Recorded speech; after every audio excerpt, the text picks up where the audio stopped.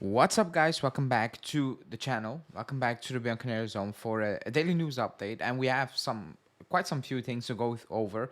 We have a big update on DJALO. We have a DANILO update. We have a big KEAN update, and we have the main story in Allegri slash Inter drama update from the media. So that's what we're gonna go over.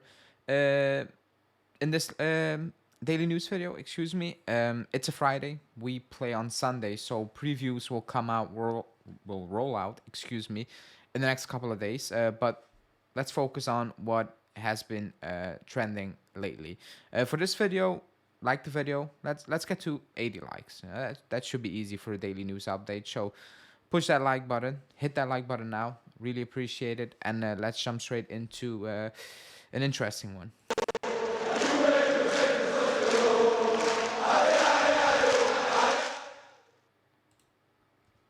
So I think everybody can remember what Allegri said with the thieves and the police chasing the thieves, basically. And he was referring to Inter because Marotta said foxes are being hunted and what, blah, blah, blah. You know the story. And Gazzetta Sport comes out with what I think is. I struggle to believe it. I wouldn't be really surprised, but I really struggle to believe it because if it's true that that's the case, then well, we actually might have a shot at winning the title. We might actually do. So Gazzetta dello Sport is reporting that Inter appears bothered by Allegri's words post Sassuolo. So about the thieves being chased by the police. He said the tension for the title race has risen and Allegri seems to be applying pressure ahead of the direct clash on February the 4th at the San Siro. Allegri knows what he's doing. Like, he absolutely knows what he's doing with the things he's saying, with the pressure he's trying to apply on Inter. He actually knows what he's doing. He knows that quality-wise, that Inter team is superior to Juve. Like, the squad, the depth, and experience, they are better than Juve. Everybody knows that. We know that. You know that. Allegri knows that. And Inter knows that.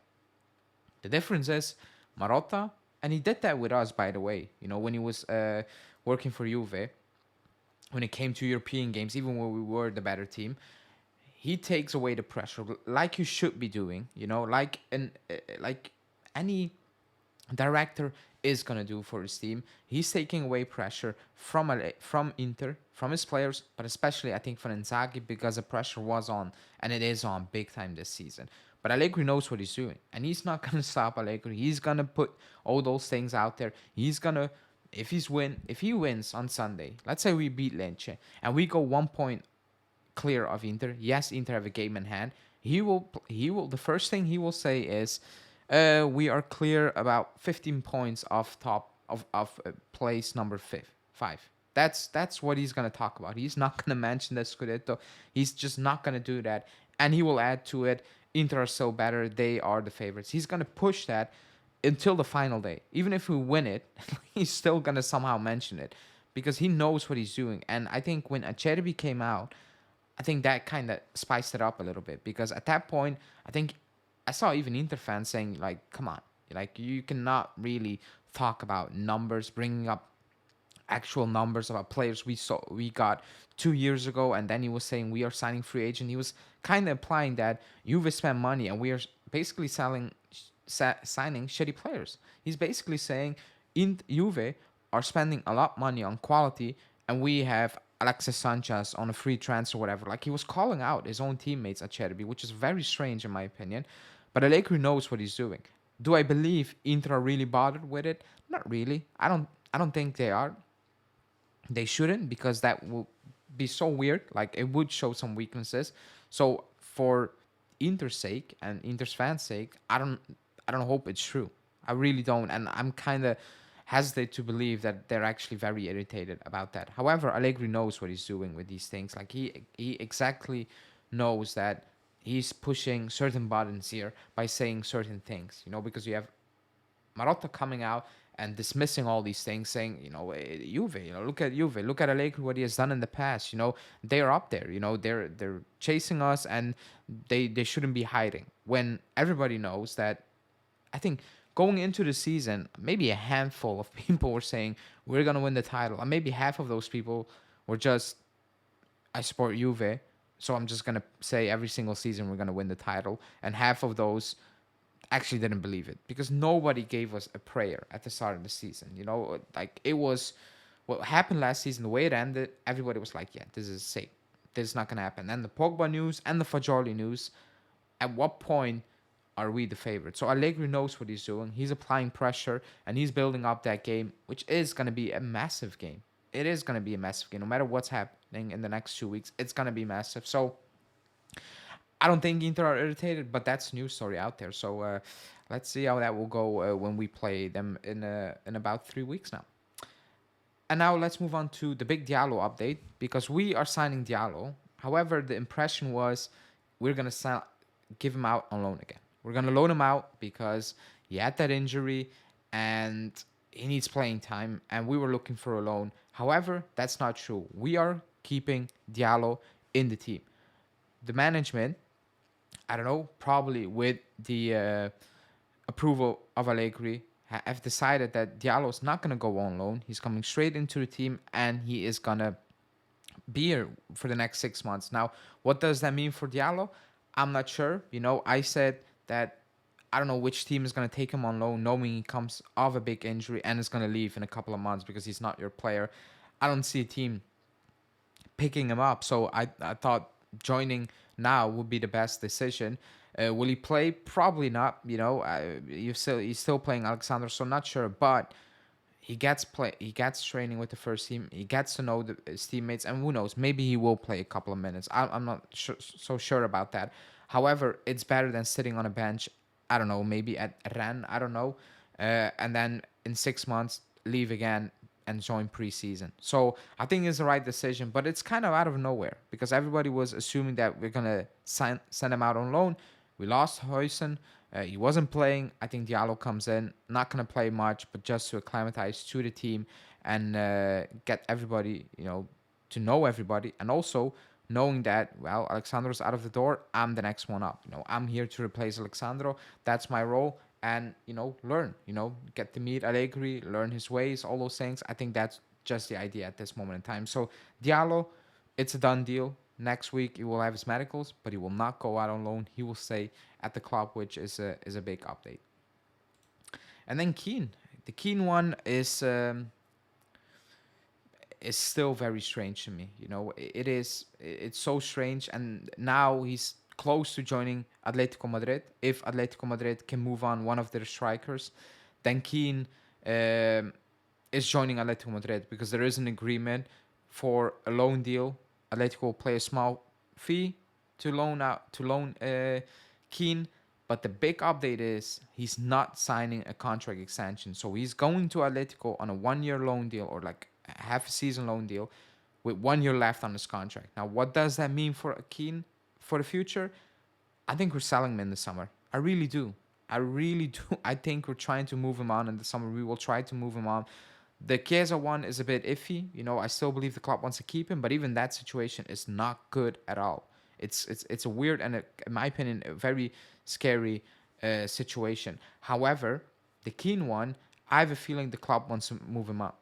I have a feeling the club is hoping he will do some good things at Atletico, and maybe Atletico will buy him, who knows, but the club will try to move him on and recoup their money. Otherwise, they would have signed that new deal. But I also believe that KEAN is not really jumping to sign that new deal, nor should he, because this is weird. He's not like he's young, but like he's been through a big process already. I don't think he's in a situation to be loaned out. Like, he's not a youngster. Like, in terms of this is his first couple of months, go out on loan like Huijsen, like Ursule. It's not that. It's very kind of humiliating, in my opinion. I would be humiliated if I was him. Being loaned out by Juve and then come back and like he's been taken over by Yildiz, by Milik. I don't see a way back from him. I have a feeling we're just gonna move him on. And I think for his own sake, I think he is looking at it and he's like, I need to be in a situation where I'm gonna be the main guy. The competition is not 3-4 players, and I have a coach. Allegri believes in him. However, Yildiz and Vlahovic and Chiesa, they are in front of them. So he needs to get out of the situation, and I think that's gonna happen in the summer as well. And then we have a Danilo update, which I cannot really believe, because apparently Danilo is potentially signing a new deal until 26. He said no to big offers from the Saudi league, I think it was. He said no to Bayern Munich and Man U in the summer. 26, like, no. Like, I don't know when his contract is it 25? We need to move on long term. That's just a feeling I have, and I don't see a long term future with Danilo. 26 is maybe not that long. You might say it's only 2 seasons. I get that, but I'm fearful that he hasn't been playing as well as in previous years. And previous year he was good, but I think a lot of people were over the top because I don't think he's a top player. And my fear is that we will not progress at the back.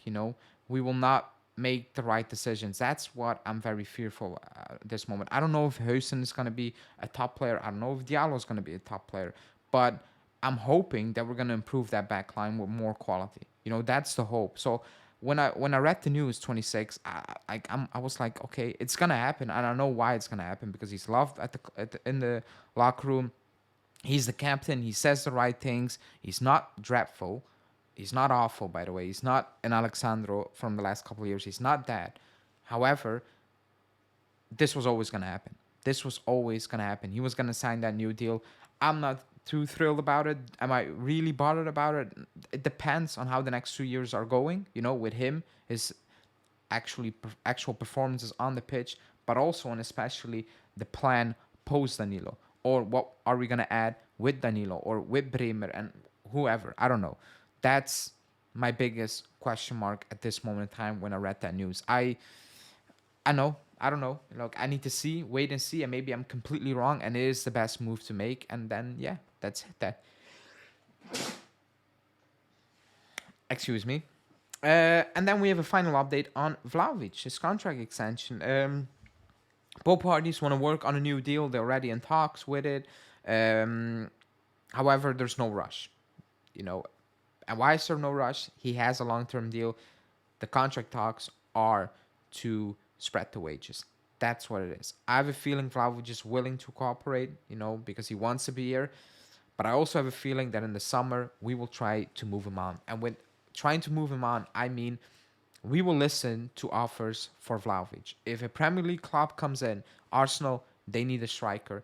Chelsea, Jackson, I don't know what's going to happen. I have a feeling if one of these clubs comes in and they say, here is, I don't know how many millions for Vlahovic, and the club is looking at it and they will think about it. They will think about it. They did it last summer. They will do it this summer, because the biggest issue with Vlahovic, I believe, wasn't, he's not good enough. I don't think Juntri was sitting there and he was like, I don't think Vlahovic is not good enough. We need to move him on. I think it was, if an offer comes in and we can balance out the books and we can recoup that money and we can use it to strengthen other departments, we will take that into consideration, and I don't think it had much to do with on the field Vlahovic, because I still believe in Vlahovic. I think the management and Allegri believes in Vlahovic. I think it was just purely, if it would have been a financial decision, and swapping it with Lukaku kind of proved it, because it would have balanced the books out perfectly for the club, so I don't think it's a done story. If an offer comes in, the club will 100% look at it and they will, think about it. But let's see where that will go. That's so far away. That's the daily news update for today. Thanks for watching, everybody. Like the video. Let's get to 85 likes is the goal, I said. So push the like buttons now, and I will be back later tonight with a live show. Ciao.